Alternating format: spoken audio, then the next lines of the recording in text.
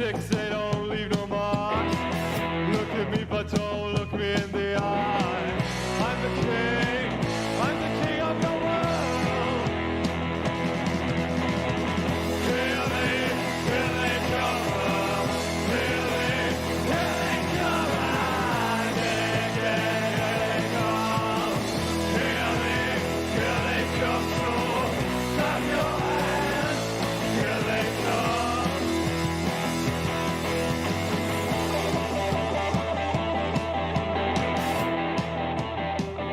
Hey, it's the captain.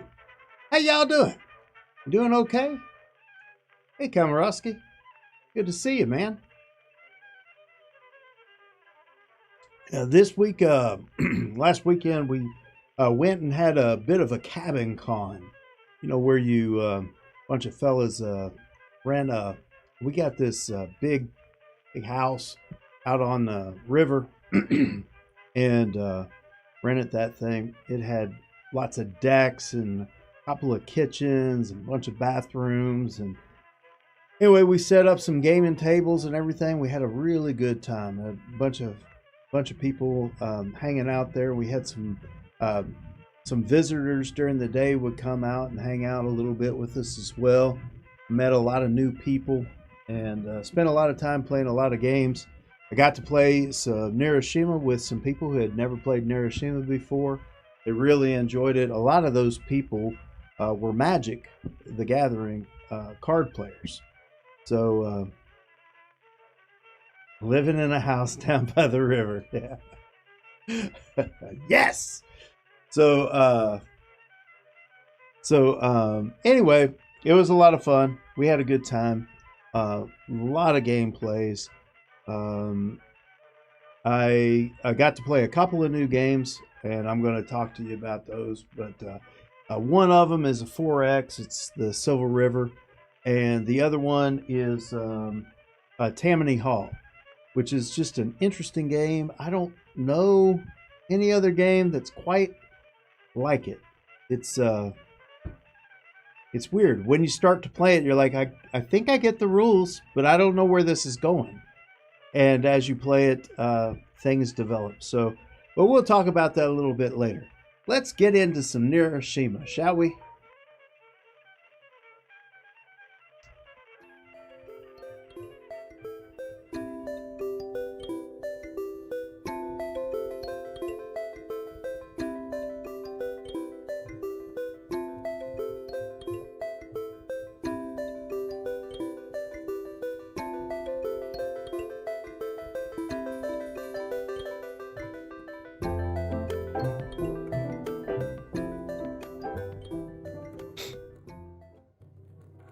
Before we start our game, I wanted to show you just a few things maybe you guys hadn't seen yet in the new app. I noticed the other day that they got this fixed. We have armies now. Look at that. So you can check out the hegemony. You can check out the outpost. We got Moloch right there. And there's the Borgo. And they've got a nice little description of them. This appears to be unique. I don't remember reading that, especially. I guess it's maybe been a while since I read the paragraph that's on the cards that come with these armies. Because the four armies, you know, we all know pretty well.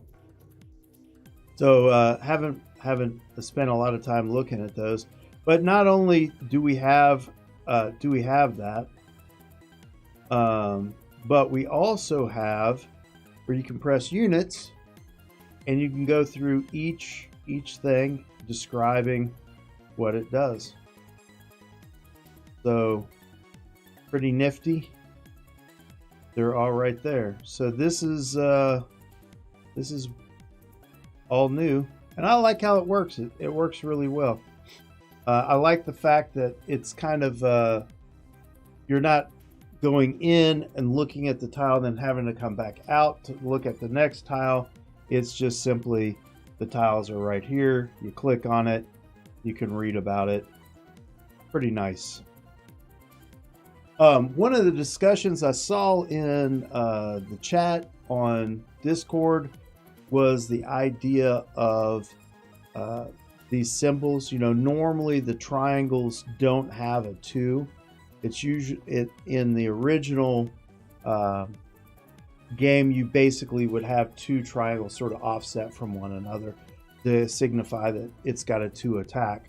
But I think because you can get boosts and you'll get additional attacks, they just decided to go with a number so that you could see exactly how it's being boosted. So you get a 2 on this one, and then if it gets boosted to a 3 or a 4, that 2 just simply changes to a 3 or a 4 of a slightly different color, so that way you know it's because of some unit modifying.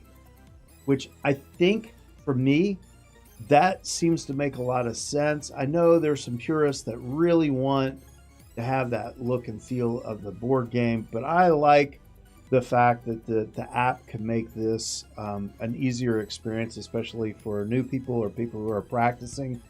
I know, like, if you look at Magic the Gathering apps and things like that, a lot of those things, like the cards that you can play are highlighted rather than just having all the cards and you trying to figure out which ones you can and can't play. The ones that you can play out of your hand because you have enough land are highlighted, right? So making it simple like that, I mean, taking advantage of the platform is something that I think we shouldn't resist, something that we should probably embrace. So anyway, that's 2 cents on that. But how about we play a game? Notice, by the way, they have plans for a tutorial that isn't in there yet, but these armies are there, and there's also a manual, a PDF that you can download and read as well. So there's that. Anyway, create a game. Of course, we're gonna go random versus random, and we got him set on hard, because we're going to test that AI. We want the AI to beat me if it can. So let's see what we can do. All right. I'm happy about this. I like the old outpost. Now, this gives us a double attack. We got movement on a lot of these things, but this gives us a double attack, and it's the same thing as, like, this is an HQ that modifies other units, so I hate to put them in the corner. It used to be my inclination to always put the HQs in a corner, possibly on a side, but when it's actually modifying other units, I like to put it out here, because now all those units are going to get a double attack, because this double star means you get that first strike on their initiative, but then they get to have a second strike on the initiative after. So really like that. Again, there's the graphic about being able to turn the unit. It's not necessary, but again, like I don't have a problem with it. It's strange how it hits some people's sensibilities to me. Now they do have this little hexagon here with a little turn there. So I mean, that could be the other thing. So they may make it to where in the settings you can turn that on and off. I don't know. So we'll see how it goes. Anyway, we're done. Going up against the Moloch. We got to watch out for that bomb. Now, he did go into the corner, and I'm not too sad about it.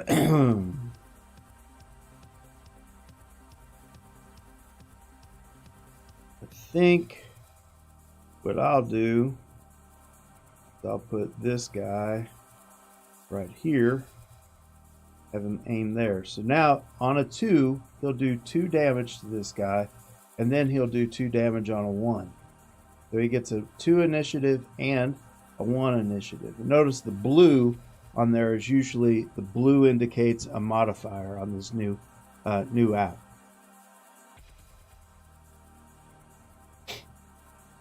There you go. Well, now I'm gonna take out his +1, and then I'm gonna hit him. Let's see here. Woo! I wanna. I'd like to do more damage. I could get 3 damage on him right now. If I put this 3 over here, he will go off at 3 and 2. That's 2 damage. This guy will hit this guy, do 2 damage to it. It'll get knocked off. And then on a 1, it'll do 2 more. So actually, I'll do 4 damage if I do that. But I really like that double. Nah, let's do damage. I like doing more damage. Man, that additional damage would be super sweet. But, you know, he's going to start putting blockers. He's going to attack us. And then if he does 1 damage to me and I do 4 damage to him, then that's like me only doing 3 damage. So I say let's do 4 damage now. That's what I'm going to do. So I'll get rid of this one. If I can. There we go. Then I'll take... Oh. Then I'll take this one. I'm going to put them right here. Right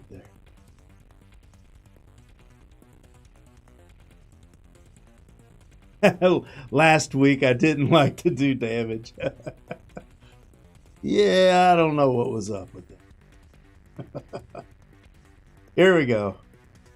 Let's get her done. Yeah, let's start a battle.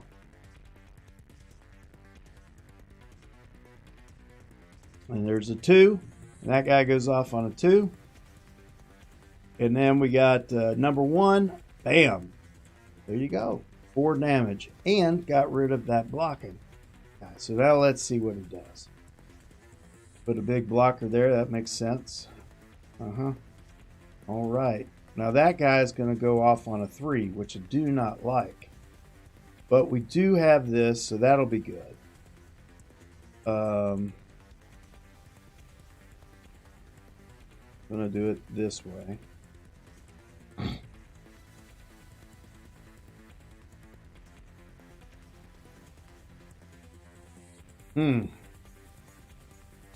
How do we want to arrange this?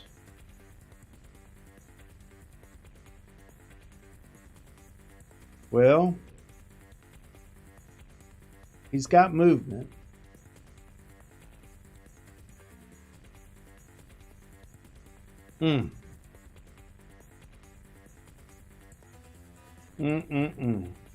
So, you know, it would be awesome if somehow I could do that and have the gun aimed someplace that makes sense, but I don't have that. I can do this. Likely he'll put somebody here. This will do 3 damage and knock out that blocker. And then maybe I can be able to move this guy someplace that makes sense, even over in this corner, so I can do an attack. It'd be nice if he was over here where that guy is, since my damage would go out to the right, my additional damage, but this might help protect my flanks. Get rid of that blocker. If I do this, it'll just do 1 more damage. And I think I want to put him here and because he's got mobility. I think I'm going to put him right there for now. Let's see what Moloch does.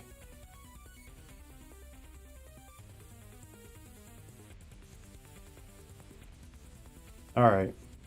So now this guy's on 1 and he's got toughness. Yeah, I'll try, Paul. Let's see.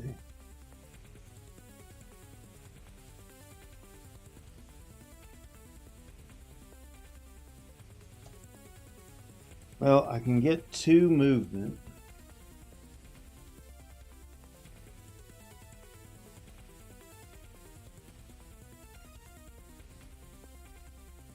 You know what I should have done is I should have put that 3-2 right here where this guy is and shot that way. But I didn't have a +1. All right, let me think about it. How can I knock this guy out?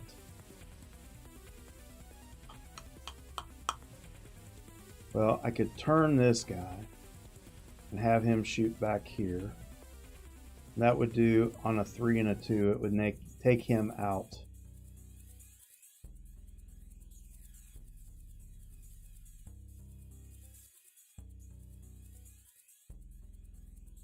Jessica's in Birmingham, Alabama, not England.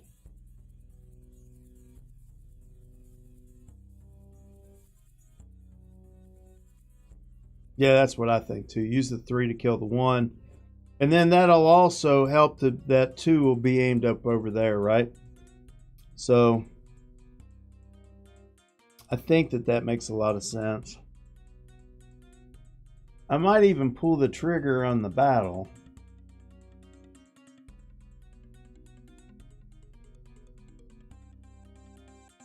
I'll move the 3-2 to kill 2.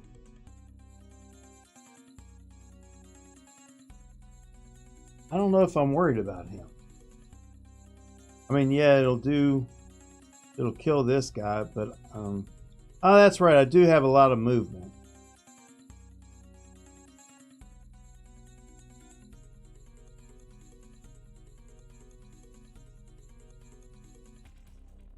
Yeah.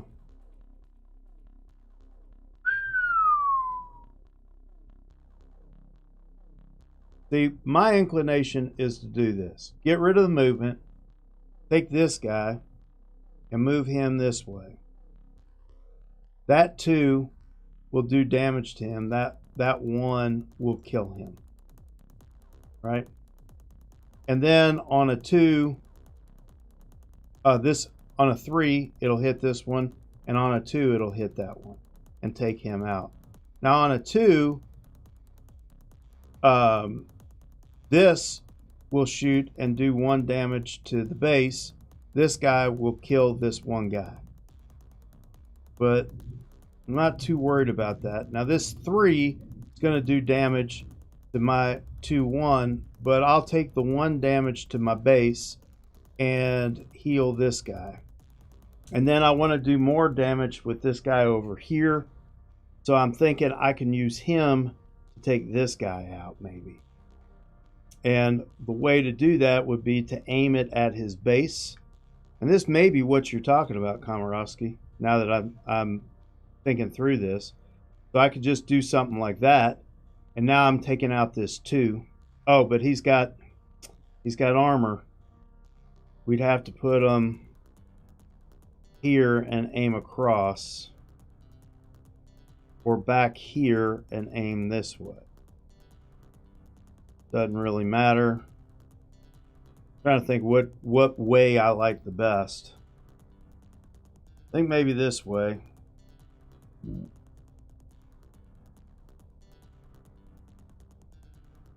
Like that. And then I can always move this guy in here and shoot that way too. So, because that spot is a good spot for him to shoot at me. So,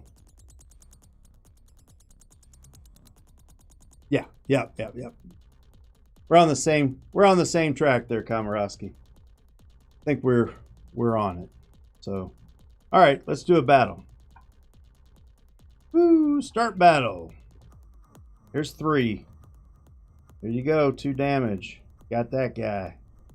Bam.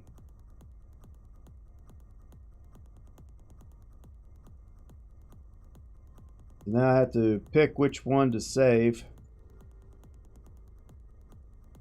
Use medic, yes. Man, it didn't allow me to choose.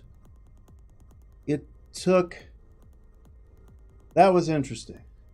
So it didn't allow me to choose between the 2 units.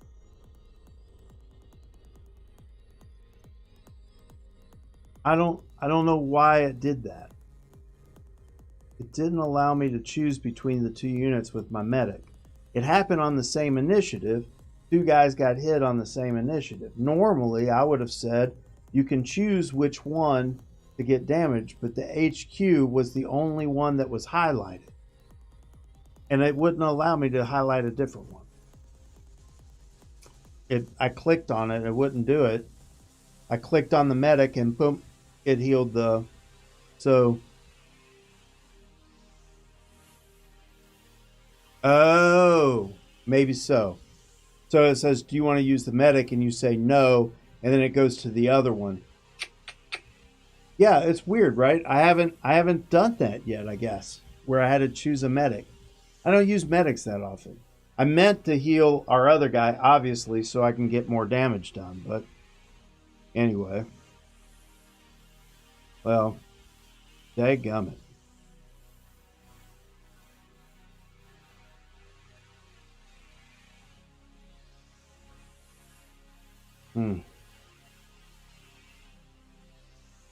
Well, I can block a bunch of stuff up.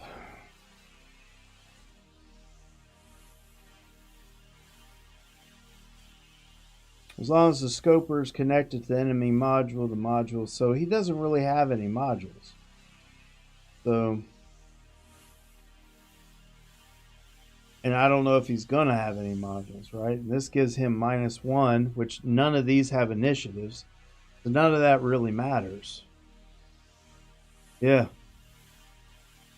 I guess us taking the modules or doing -1.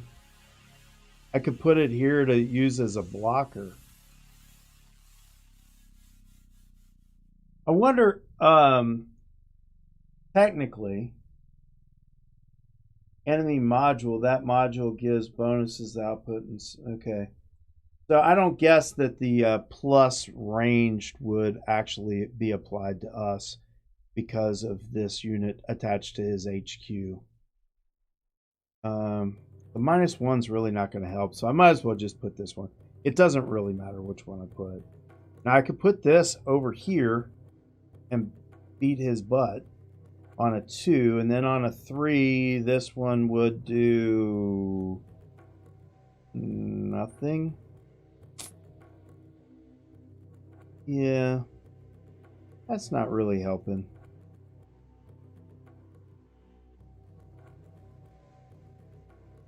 On a 3, he would kill him. And then on a 2, he would do damage to the... Okay. Well, that might be a thing. So I could put the 3 over here and aim them at this guy, right? Which would allow this to get 1 hit in. Because this guy would die on a 3. And then on a 2, this one could shoot this way and hit this way, but there's nobody there. So that's only 1 damage. Or I could just turn this guy this way. He'll do 2 damage to the HQ. And this guy will die when my HQ hits it. So that makes more sense to just do the 2 damage and be done with it, to me. Now, whether or not I want to do that, still in question. But let's see. I've got this unit here, and just use it to block up some stuff. Oop. I think I'm going to go right like that and use this unit. Either block this up, or just put it back here in case he's putting a module down. You know, that darn what am I trying to say? I think I'll put it back here. Although he could put 2 units right in there on my HQ.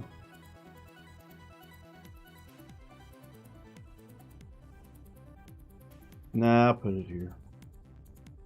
I don't know if it's a good idea or not. Let's see what happens. Got a couple of pushes. He did not use the pushes. That didn't make sense. That AI did not use the pushes. He should have pushed this module back, or this attacker back.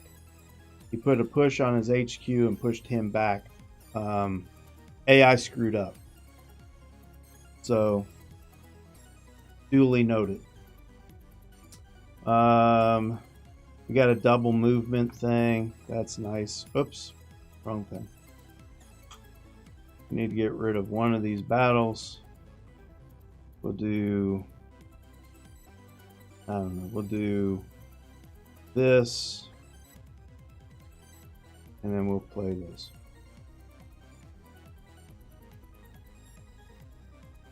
That'll be good.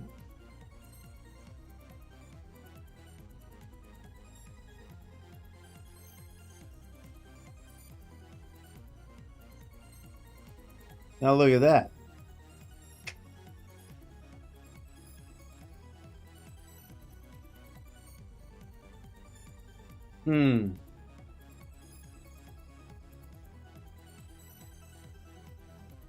Now we can take this guy.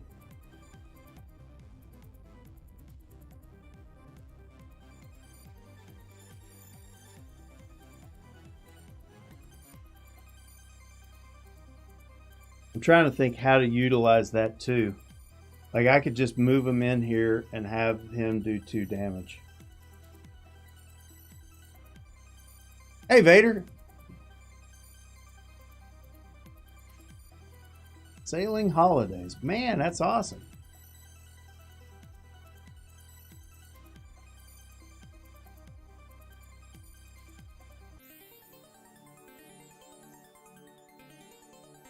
Oops. Didn't mean to do that. Gotta get rid of this one.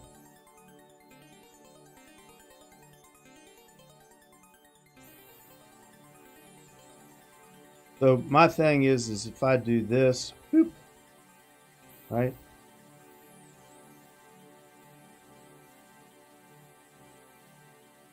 And I'm thinking about actually sacrificing it.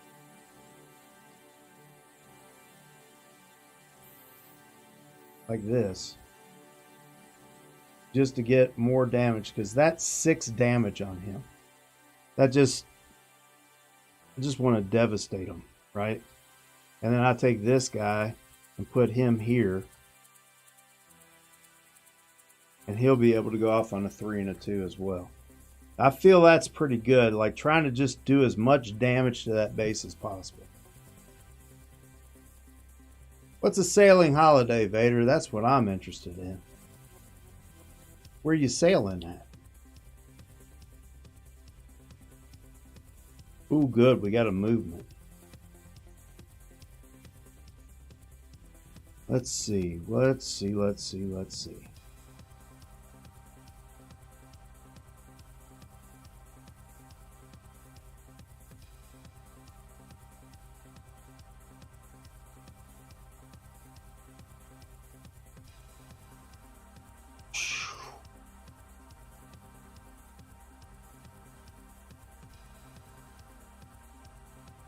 So I can move that here, take advantage of that. Or I could move this guy, but that's the same as this guy. Oh, that's what I need to do. All right, I'll get rid of one of the movements. I'll take this guy and I'll aim him this way. And then, let's see, what am I going to do with this one? I think I'll just protect my base.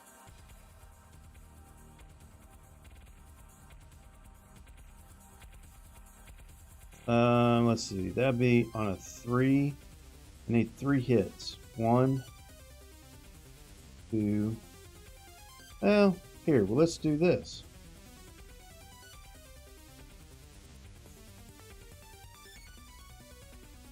There, we'll just take that guy out. There. We got 1, 2, and 3 on a 3. So on a 2, this one will hit the base. There we go. All right, what you got now, Mullet? Yeah, that's on a 3. Dadgummit. That's on a 3. I don't like it.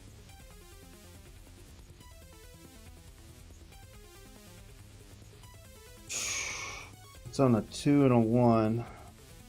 That's good. I can put that one out here at the end.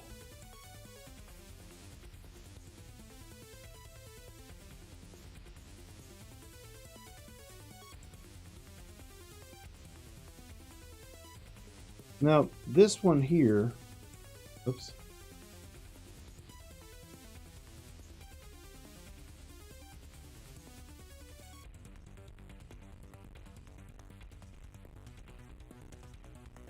So I can get rid of this bonus on that one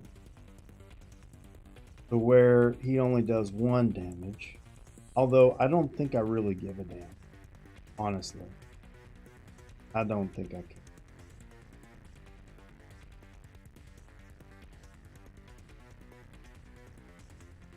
I don't think I care. I don't know if I need movement. I can't move out of the way. Move this guy to a 3. But he's going to go off on a 3 and there's nothing I can do. This double is not going to happen. He is going to die. This is not going to die.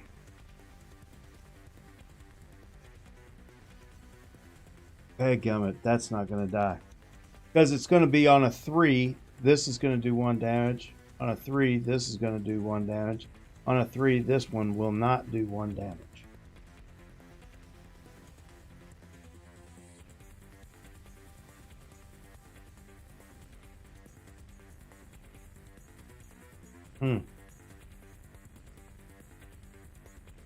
I got a double movement though. I do have a double movement.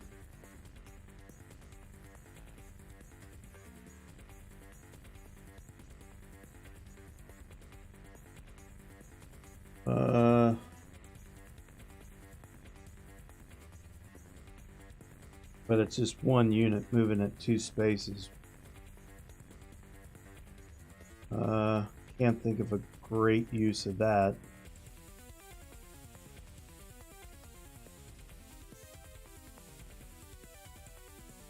I do need to kill him, yeah. Put 3 to kill 2 next to the HQ.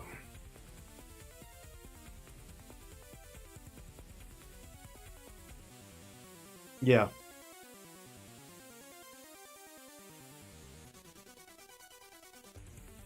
Yeah.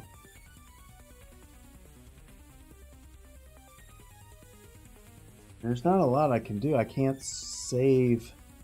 All of these are gonna get killed because of this freaking guy.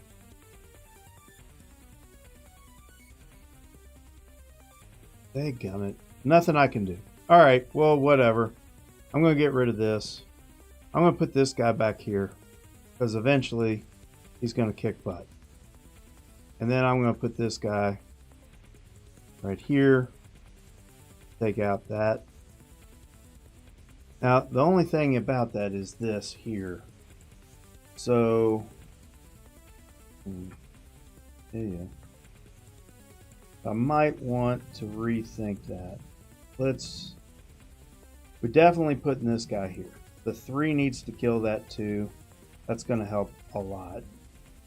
We could move this module over here, which would make this not a 2 and make it a 1, but it still kills everything.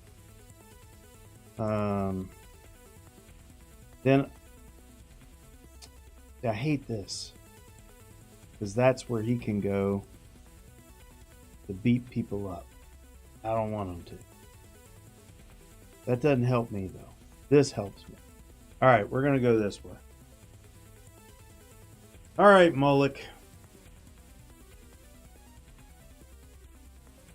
Ah! The bomb! Do I even have a bomb button? Oh, I do. Ah!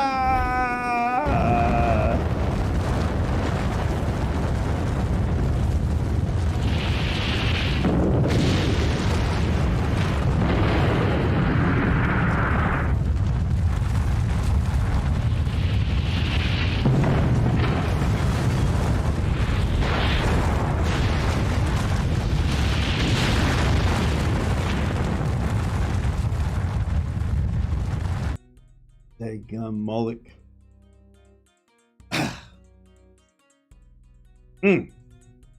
Man, that guy. Man, that guy. Best laid plans, you know it?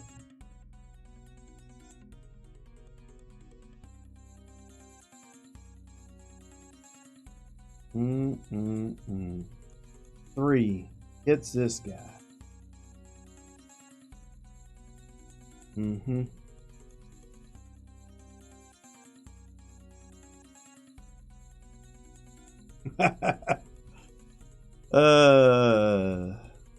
Yeah, I think sniping the 3 makes the most sense because these guys, I want to make them survive. So, yeah, I agree. I think what we need to do is get rid of one of these guys. Whoop, whoop, whoop. Come on, get rid of one of these guys. We're going to snipe this guy. Bam. Now he's going to do 4 damage to us, but I can put this guy on him and he'll knock him out at the same time he does the 4 damage, so he won't be able to do it again. Or I can put this guy over here and take this guy out, which will allow this guy to do damage as well. And I think I'm going to be stupid and put this guy here. Now, there's a couple of reasons I'm going to be stupid about it. And one is, not only am I going to take this blocker out, which will allow this one to get 1 shot off, but also this guy is going to take a damage from here. And I'm hoping that I'll be able to put at least 1 more guy in to do 1 more damage to take him out. If anything else, I'll take 4 damage and the HQ will hit him for 1 more, and that'll take him out that way. But so I'm less worried about that, and I want to protect these guys over here. I want them to do all that damage. They're going to do 6 damage, just these 2 guys. So putting this guy here to help protect him, he's got movement as well. So I think that's going to work out for him. Uh-oh.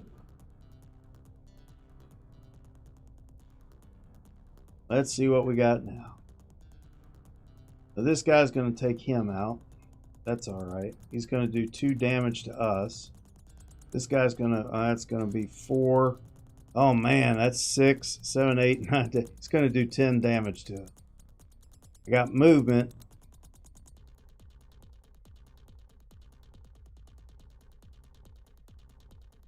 Uh, 3, 2. Yeah, we can do that. So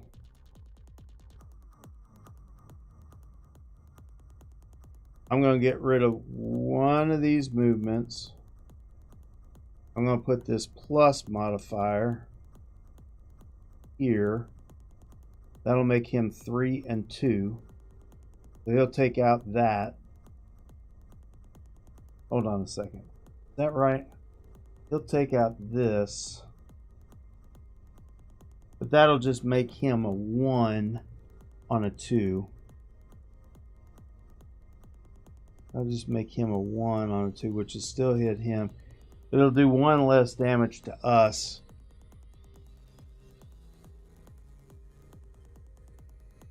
Yeah, I think so too.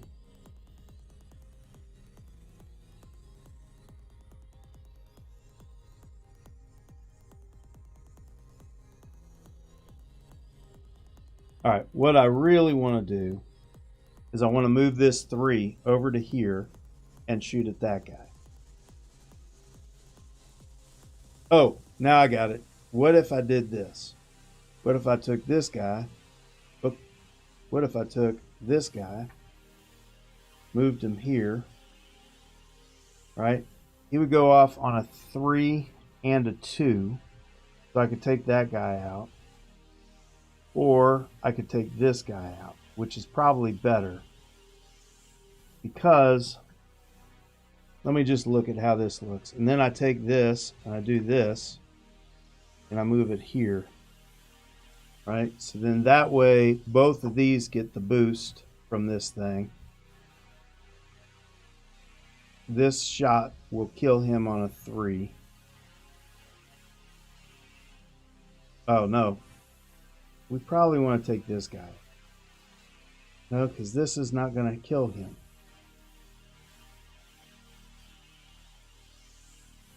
I'm trying to figure out how to hit his base. All right, I think we're going to... Let me back up. We're almost there. We're almost there.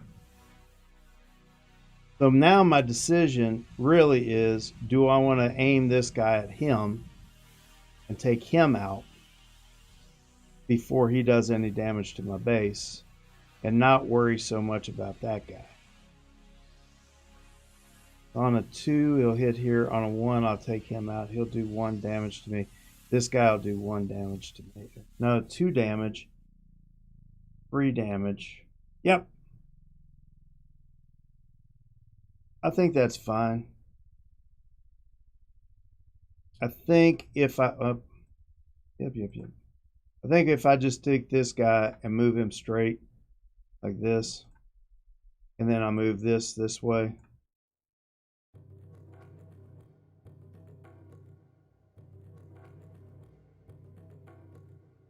Right. I think this makes sense. So, it's I still say we're going to win this one, but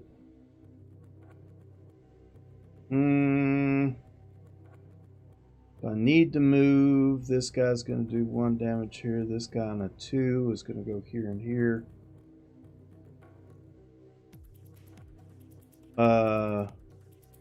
Yeah, let's do unlucky draw. Well, look at that. Back up. Can't back up. Unlucky draw. That was my last 3. Okay, whatever. Whatever. He's got 2 tiles left. I should have read that. Come on, 3.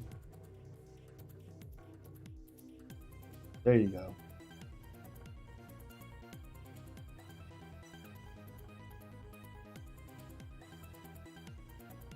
See, he protected him. Did a good job. Did what I wanted him to do.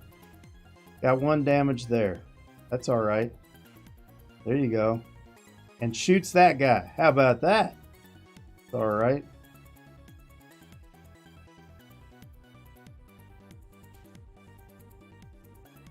Man. Some action now. Woo! Yeah, 2 more damage. How about that? So we took about... the AI, the Moloch AI did an okay job, but it didn't use the push properly. That's my takeaway from this game. So I have to give them the feedback, I guess, on that. But it did pretty good. And I was a little confused about using the medic when I had a choice to make, how to make that choice. I think, Komorowski, you're probably right. I probably just should have hit X and it would have switched to the other one. Seemed counterintuitive. I wanted to just press on one of the 2. That didn't seem to work. So anyway, there it is. We won 16-6. So yay us. So I got a couple of games. I just want to run through them real quick. It won't take long at all. The Silver River and Tammany Hill, just to give you guys a little bit of feedback on some games that I got to play over the weekend, some newer games that I got to play over the weekend. So let's do it. Let's talk about it.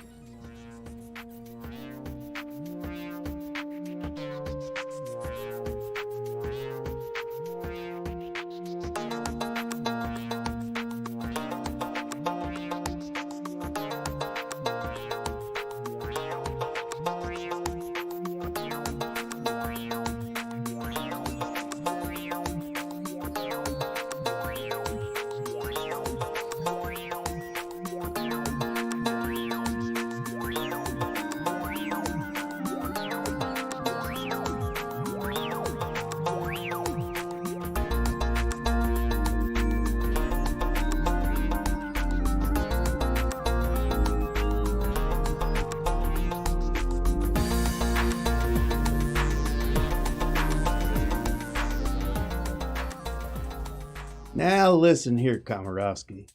You and your I told you so attitude.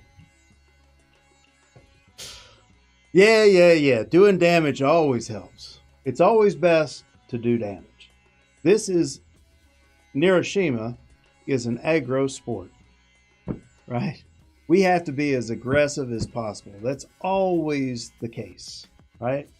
Early and often, always do more damage than the other guy. Defense helps very little, in my opinion. That's been my opinion. Anyway, here's Tammany Hall. I kind of like the box cover. I don't know what it is about this guy. He looks like a real SOB. But I like the cover. All these guys kind of look like real SOBs. Anyway, if you look, this is a guy with the top hat and a sledgehammer. You know, this is a rough neighborhood with people who are bosses. You know, this is corruption, politicians and whatnot. This is Tammany Hall. That's a very strange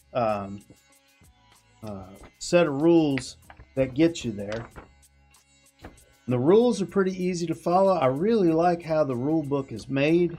It's done very well. If you just follow through it, you'll be playing the game in no time. However, you read them and you think, am I missing something? What am I missing? And nope, you're not missing anything. That's how it is. So it's very strange. This is a odd game. So I'm going to attempt to explain this to you. I'm just going to show you part of the map. So this is the first region, and you go from 1 to 2 to 4. You don't go to 3. You follow the arrows when you go to resolve these. So you'll go here, then here, then here, then to Tammany Hall. This place right here is Tammany Hall. Now in the end, hey Rebecca, if you control each of these regions, every region you control, you get 1 point. Except for Tammany Hall. Tammany Hall is worth 2 points. Now, just to show you, this is it's a larger map. Good lordy. Being difficult. There we go. It's a larger map. Right? A cool thing is, it's got a lot of the instructions in gameplay, turn sequence and all kinds of stuff here. What you need for the number of players, like what happens at each one of these rounds, and what the offices do. It's a well-designed board. It's got good information on it that you can utilize, or if you're familiar with the game, you don't have to. So I thought that was really, really cool. But anyway, so this is the game board. And basically the way that it works is on your turn, you're going to have these guys, right? These are your guys. And there's, 4 different colors, or 5. 1, 2, 3, yeah, 5 different colors. And you'll have, where's the bag? You'll have these cubes in this castle garden. Now, depending on how many players, it's 2 more cubes than the number of players. These cubes represent different immigrants. So the green immigrants are from Ireland. The white ones are from England. The blue ones are from, I think it's from France. And they have yellow ones, which are from Germany. So when it's your turn, you can either place 2 of your guys someplace, or you can place 1 of your guys and 1 of these cubes that are down here in there.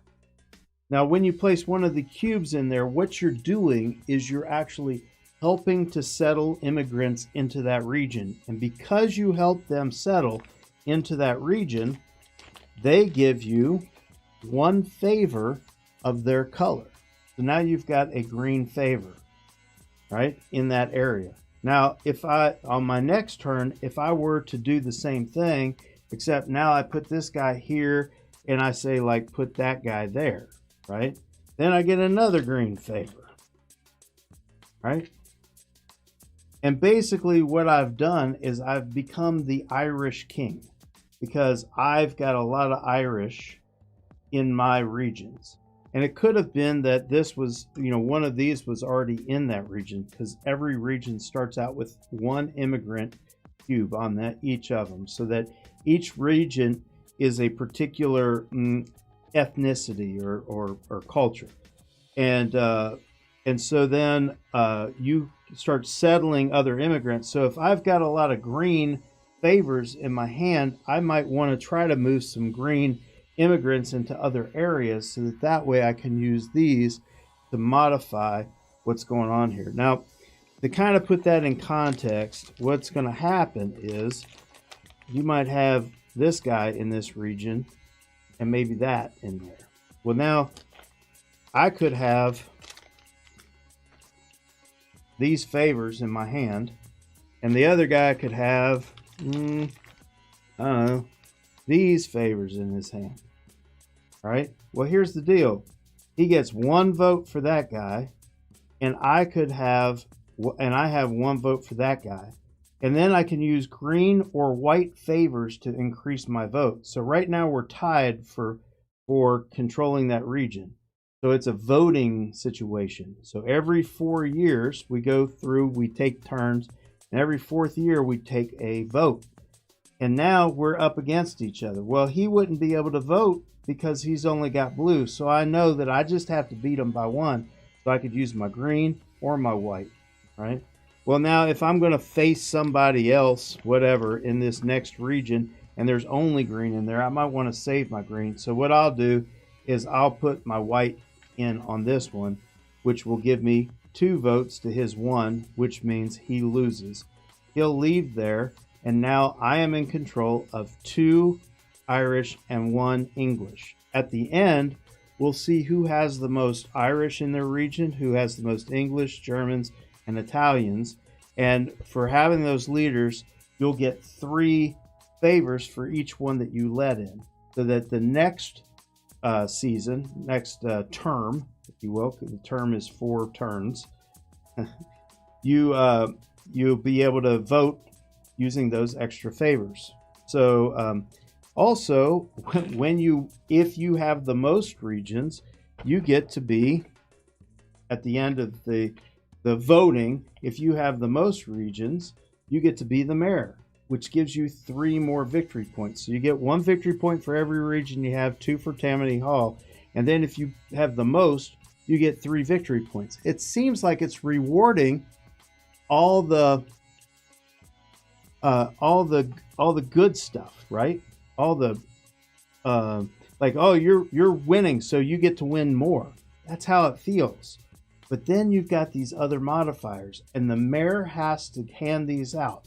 And they do things like arrest is each turn you can remove 1 immigrant cube from a ward with at least 2 cubes. So you could remove the green cube, and now I can't use my Irish to do anything in this region because maybe you have moved a white in there, right? So that's this one. Then they have things like each turn you may move 1 immigrant cube from 1 ward with at least 2 cubes adjacent to an adjacent ward. So you can start moving, just sliding them around. And this one is lockup, which basically says if I'm winning this one right now, I can lock it up to where nobody can modify this. And that's what that one does. And this one is favor. Each turn, gain 1. So every turn. So you're going to get 4 favors of your choice before the next election for having the deputy mayor. And so that's basically it. There's definitely some, particular rules involved here. And there's a way that you can discredit people 3 times during the turn. You can slander them. So it basically removes one of their guys, one of their top hat guys. But this is the game, and it's really weird because when you first start out, you're putting your guys down and you're thinking, is this it? This can't be right. But it is. And it accelerates, and it's really neat. It's unlike any game I've ever played, and I really like it. I think it's really cool. Komarowski. I got to say it last time, got and played my Lawyer Up. Oh, yeah. It is a good duel game. It's really cool, and it's really thematic, right? I mean, that Lawyer Up thing it's just neat. You end up kind of telling a story as you're doing it. It seems like something that Ignacy would have put together, because it's got that. It's deeply strategic, and yet it also is able to tell a story. I really like that game. That's a good one. Lawyer Up. Anyway, this is Tammany Hall. I like the board. I like the components. I mean, the art is as what it is. It's a particular, like an old style cartoon type artwork on that. With a map. It looks cool if you like that look. I think it's a great game, and unlike anything that you've played before. Now, I would say that this game plays with 3 to 5 people, right? You need at least 3, but I'm telling you, I think you could play with 3 and have a good time. But I think this is one of those games where I think the more people you have, the more it shines. I really feel like if you had a 5-player game, that would be the optimal. 4-player game would be great. 3-player game would be okay. So that's my 2 cents on Tammany Hall. Now this one I cannot explain to you enough, so I'm not going to even try. This is called the Silver River. Now I'm just going to boil this down into just a few things. Number 1, the Silver River is a 4X game. Exploration, exploitation. Why do we even, as reviewers, why do we even try to name all 4 X's? It seems ridiculous. Anyway, so TI4. People go, man, TI4 is the gold standard on 4X games, right? But man, that game can take forever. There's a lot of rules, and you got to remember them all, and there's a lot of setup and all that stuff. But then they came out, thanks Dutch. Look, just have Dutch at your stream, and he'll name all the X's for you. The thing is that I played, what's it called? He is the man. I played Eclipse Second Dawn. And Eclipse Second Dawn is an awesome production. I think it is a great production, and it really does kind of streamline a lot of the things that were going on in TI4. And I know it sounds sacrilegious or something, but I think Second Dawn, Eclipse Second Dawn, is the better game between TI4. Even with the new modifications and stuff on TI4, I still think Eclipse is a better game overall. But it still takes a while to play, depending on the number of players and all that stuff. And you can get kind of bogged down in some stuff, whatnot. This game is awesome. As far as the rule set is very simple. I can remember how to play it. I don't have to look up a bunch of rules. I will not have to look up a bunch of rules to play this game, which gives me a huge advantage. I don't feel intimidated to bring this one to the table.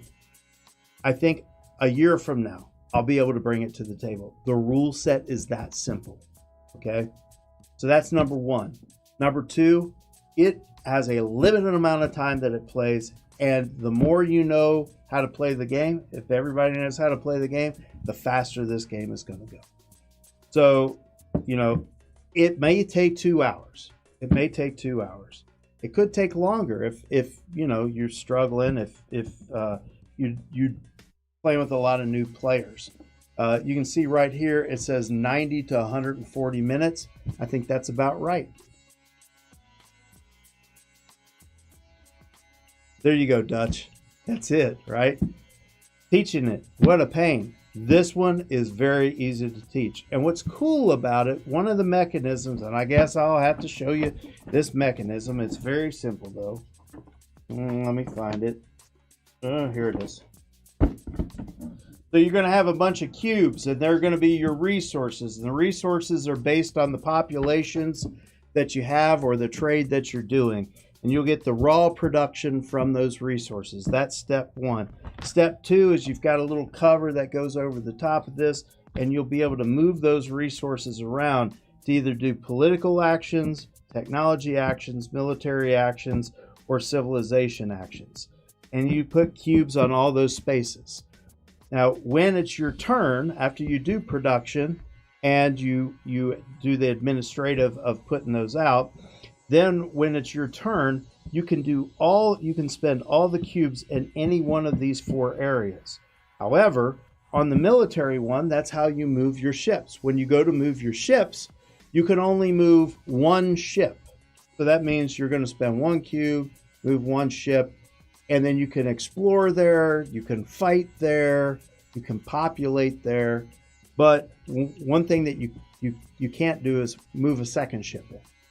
So you have to wait till your next turn to move a second ship. So you can spend another cube. So you can take those actions multiple times.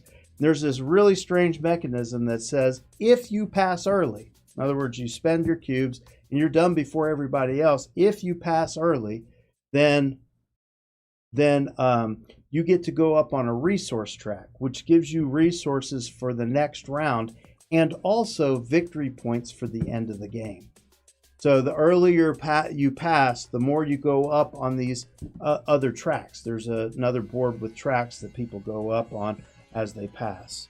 And every time it comes around to you, if people are still playing and it comes around to you and you've already passed, you get to go up on one of those tracks again. And it comes around, it comes back to you, you get to go up on one of those tracks again. Really cool. All the actions are here. These are the 4 different types of actions. There's 3 in political. There's 3 in the civilization.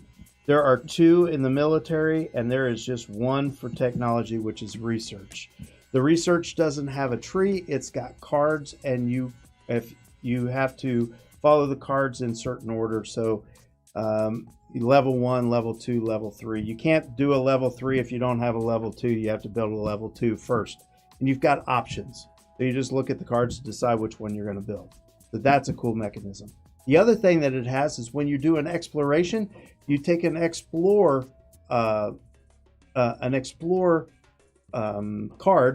that explore card, on some of them, they'll give you choices. Do you want to do this? Do you want to do that? Or do you want to do that? And it's kind of neat, but it has this thing about if you take this third option or second, it's usually a second option. So the first option is I kill the space aliens and I gain 2 resources. The second option would be I take over their ship and hold them prisoner for research or something, and you get resources, more resources than you would for the first option.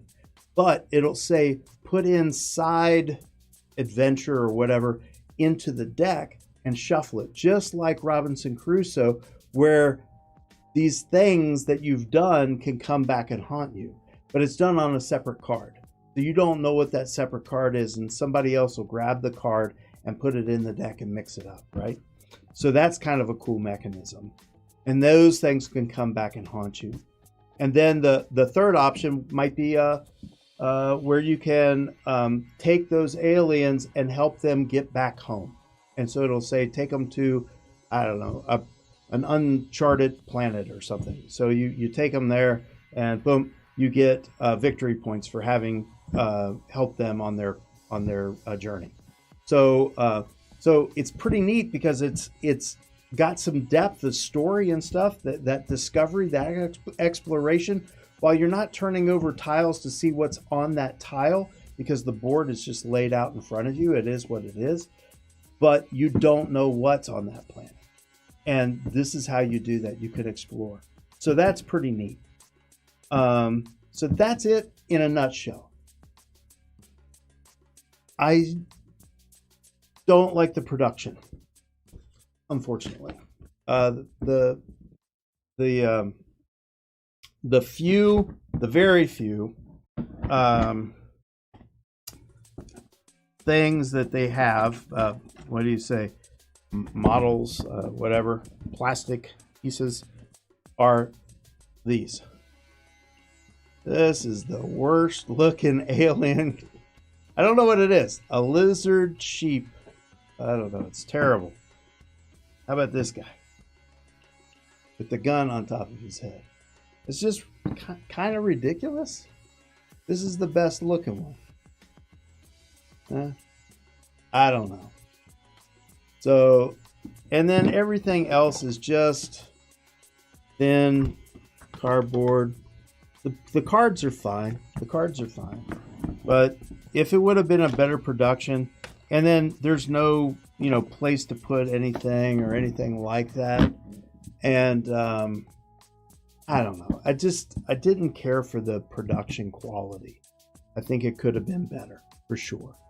And I think that's one of the only reasons that I still think Eclipse is better than this. However, I think I may end up playing this more often than Eclipse. Even though Eclipse, the production value on Eclipse is through the roof. I mean, it's amazing. But this is just easier to bring to the table.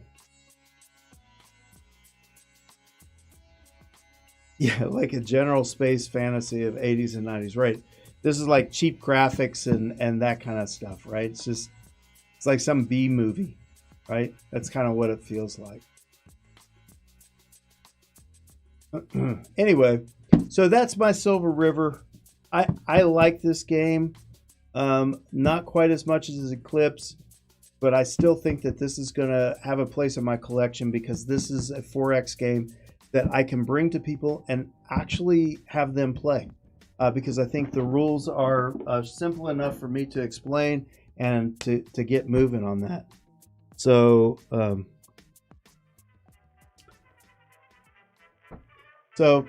anyway, I don't know what the price point is on that, or if you can buy it. I don't know anything about that. But the Silver River is definitely, I think it's got a place in 4X. A lot of great ideas in there. So I wish somebody like Portal or something like that, somebody who has good production values, would have done it, right? So Berkey's a nice guy, right? His name Robert Burke. He's a nice guy. Like him a lot, but yeah, kind of missed the mark on the production on this one. So anyway, that's what I got for you this week. I did play another game, but I'm hoping to talk about that next week. There was a science game from Genius Games, and I like to be a little more prepared for that one. So anyway, we'll talk about it next week. So you guys be good. Talk to you real soon. See ya. Oh, $70 at Noble Knight. There you go. Way to go. Thanks, man.